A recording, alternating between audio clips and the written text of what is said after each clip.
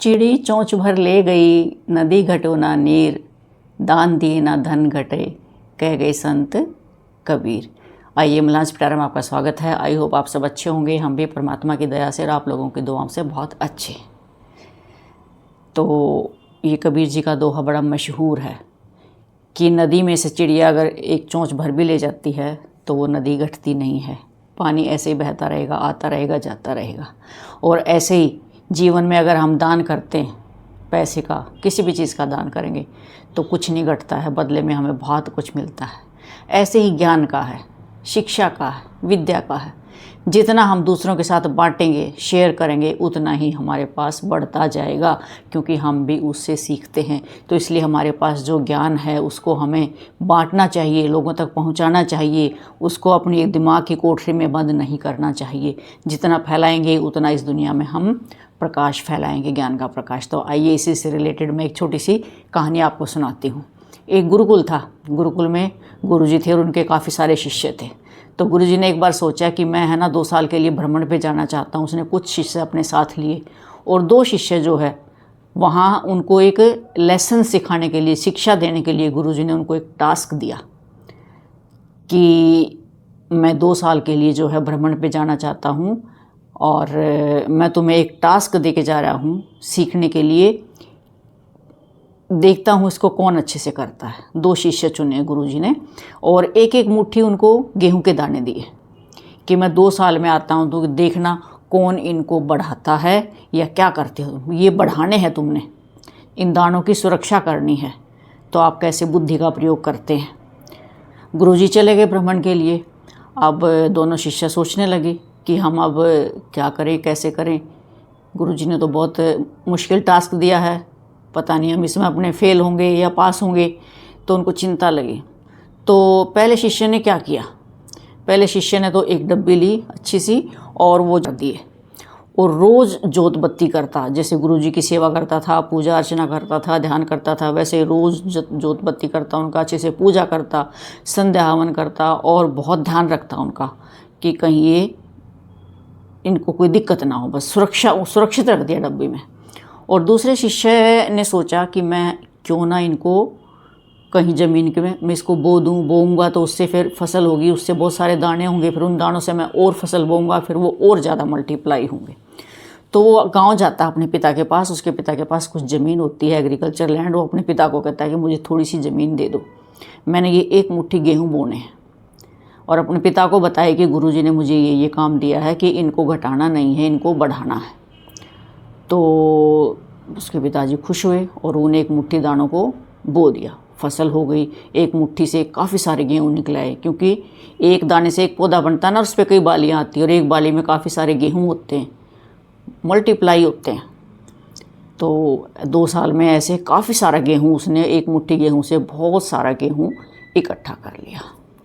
तो 2 साल के बाद अचानक गुरुजी आए और गुरुजी ने आकर अपने दोनों शिष्यों को बुलाया कि आओ अब आपकी तुम्हारी परीक्षा की घड़ी है, अपने अपने रिजल्ट्स दिखाओ कि तुमने क्या किया। तो पहला शिष्य अपनी डब्बी लेके आया कि देखो गुरुजी, मैंने तो आपसे भी ज़्यादा इसका ध्यान रखा है, रोज़ जोत बत्ती पूजा पाठ सब कुछ किया इसके आगे बैठ के, और बिल्कुल डब्बी किसी को छूने भी नहीं दी। तो ये देख के गुरुजी का माथा ठनका और जब खोल के देखा तो उनमें बहुत सारे तो घुन ने भी खा लिए थे, घुन लग चुका था उनमें, कीड़ा लग चुका था और वो बर्बाद हो चुके थे। तो गुरुजी को बहुत बुरा लगा। शिष्य निराश हुआ कि मुझसे गलती हुई या मुझे नहीं करनी आई अच्छे से संभाल। फिर गुरुजी ने दूसरे शिष्य से कहा कि अब तुम लेके आओ जो 1 मुट्ठी गेहूँ मैं तुम्हें देकर गया था। तो शिष्य ने कहा कि गुरुजी, मुझे नहीं पता था आप अचानक आ जाओगे, तो मैं अपने पिताजी को मैंने संदेशा भिजवाया है कि जो 1 मुट्ठी गेहूँ मैंने दिए थे, फसल बोई थी, वो लेके आ जाओ। तो उसके देखा तो उसके पिताजी गाड़ी भर के गेहूं की बोरियां लेकर आ गए। और गुरुजी ने पूछा कि ये इतने गेहूं तूने कैसे बनाए 1 मुट्ठी गेहूं के दानों से? कि मैंने फसल बो दिया आपके जाने के बाद, फिर जितने निकले उनसे मैंने फिर फसल बो दी, इसलिए मैंने उनको काफ़ी गुना बढ़ा दिया। तो गुरुजी शिष्य की बात से बहुत खुश हुए, बहुत ज़्यादा खुश हुए कि ये होता है सही ज्ञान, कि हमें पता होता है, पता होते हुए भी हम जो है ना उन चीज़ों को अपने ऊपर लागू नहीं करते। अब पहले शिष्य ने क्या किया, पता तो उसको भी था कि गेहूं को बोएंगे तो उससे और ज़्यादा दाने होंगे, लेकिन नहीं, उसने उनको सुरक्षित रखा, उनको फैलाया नहीं, कोशिश ही नहीं की। तो कहानी छोटी सी है, लेकिन ज्ञान या शिक्षा हमें बहुत बड़ी दे के जाती है। इस कहानी से मिलती है कि हमारे पास ज्ञान तो है, लेकिन हम उसका प्रयोग नहीं करते हैं, एग्जीक्यूट नहीं करते हैं, लागू नहीं करते हैं अपने ऊपर। हमें सब पता है, हमें सब पता है, पता तो है, लेकिन उसको सही ढंग से इस्तेमाल करें तभी हम कामयाब हो सकते हैं, जैसे उस शिष्य ने किया। मेरे पास एक व्यूवर का, सब्सक्राइबर का, पता आई डोंट नो सब्सक्राइबर हैं व्यूवर हैं, कमेंट आया उसमें कि मैं मोटिवेशनल वीडियोस ही डालती हूँ, शिक्षाप्रद बातें डालती हूँ, क्योंकि मेरा ये फील्ड है। तो एक कमेंट लिखा हुआ था, मैंने डाला हुआ था कि जीवन में सफल होने के लिए ये टिप्स अपनाएं। तो उस व्यूवर ने लिखा कि इन बातों का सबको पता है, आपने कौन सी नई बातें बता दी। तो मेरे प्रिय व्यूवर्स, जिसने भी ये कमेंट लिखा है, या सब के लिए ही है, कई बहुत अच्छे व्यूवर्स भी हैं, बहुत अप्रिशिएट करते हैं और उसको अपने जीवन में धारण करने की भी कोशिश करते हैं। तो जो ऐसी मेंटलिटी के लोग हैं जो ये कहते हैं कि सब पता है, आप क्या न्यारी बातें बता रहे हो, लेकिन पता होते हुए भी आप लोग उनको अपने जीवन में धारण नहीं करते, उनको लागू नहीं करते, उनके ऊपर नहीं चलते, तो आपका भला कौन कर सकता? आपका भला कोई नहीं कर सकता। जब तुम खुद ही नहीं चाहते, तुम कहते हो कि सब पता है, और फिर वैसी जीवन शैली आपकी है नहीं, और आप जीवन में बर्बाद होते हैं, दुखी होते हैं, रोते हैं, अपनी आदतों की वजह से उन्नति नहीं कर पाते हैं, तो क्या फ़ायदा उस पता होने का? लोग सत्संग में जाते हैं ना, बातें तो सभी वही बताते हैं, कोई गुरु का नाम ले रहा है, कोई कुछ ले रहा है, सब एक बात बताएंगे। बात क्या बताएंगे? चोरी नहीं करनी, झूठ नहीं बोलनी, जीव हत्या नहीं करनी, जीव नहीं सताने हैं, ईमानदार रहना है, और क्या, ये बातें बताते हैं ना। सबको पता है कि हाँ ये बातें वहाँ जितनी देर बैठेंगे ना, हाँ गुरुजी बहुत अच्छी बात बता रहे हैं, और घर आके चुगलियाँ भी करनी है, निंदा भी करनी है, चोरी भी करनी है, झूठ भी बोलनी है, बुराई भी करनी है, सब कुछ करना है। उस ज्ञान को वहीं झाड़ के आ जाते हैं। फिर क्यों जाते हैं सत्संग में, या क्यों सुनते हैं ऐसी वीडियोस जो शिक्षाप्रद वीडियोस हैं, अगर यही कहना है कि आपने क्या नया बता दिया? ये तो सब पता होता है। तो मेरे प्रिय व्यूवर्स, मेरी फिर आपसे हम्बल रिक्वेस्ट है कि ज्ञान जितना भी मिले उतना ज्ञान लेना चाहिए, और ज्ञान लेने के बाद उसको अपने ऊपर लागू करना चाहिए, उसको अपने जीवन में धारण करना चाहिए, तभी हम आइडियल बन सकते हैं। और उस ज्ञान को सीख के आगे भी फैलाना चाहिए। ये नहीं कि ज्ञान हमारे पास आ गया और हमने सीख लिया और हमने उसको आगे नहीं फैलाया, उसको आगे भी फैलाना चाहिए। जितना ज्ञान आगे फैलाओगे, आपका ज्ञान और ज़्यादा बढ़ेगा और आप और ज़्यादा रिफाइंड होगे, सोशल होगे। तो ये छोटी छोटी बातें हैं जो जीवन में धारण करने के लिए होती हैं। एक दो ऐसे कमेंट भी कर देते हैं कि आप जो बातें बता रहे हो, आपने फला बंदे की कॉपी कर रखी है।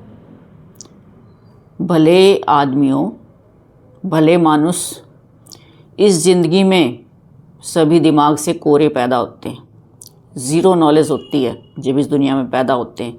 बच्चा जब पैदा होते ही जब आँख खोलता है ना इस दुनिया में, तब से उसके सीखने की प्रक्रिया शुरू हो जाती है। आँख खोल के वो सबको ऐसे निहारता है, देखता है, मैं किस दुनिया में आ गया, कैसे लोग हैं, सब कुछ।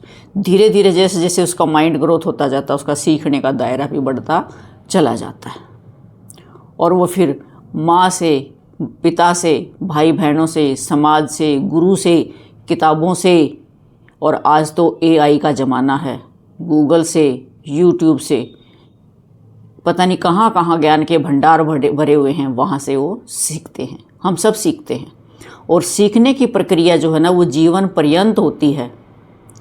जो ये सोचता है ना कि मैं अब क्या करूँगा सीख के, स्टूडेंट लाइफ के बाद कई बार कह देते हैं अब हमने क्या सीखना, हमने पढ़ लिया, हमें जॉब मिल रही है, तो वो कभी ज़िंदगी में तरक्की नहीं कर सकते। पहली बात तो अब टेक्नोलॉजी का ज़माना है, जैसे जैसे नई नई टेक्नोलॉजी आ रही है, हमें उससे अपने आप को अपडेट करना चाहिए, नहीं तो हम इस समाज में सर्वाइव, आज के युग में सर्वाइव नहीं कर सकते।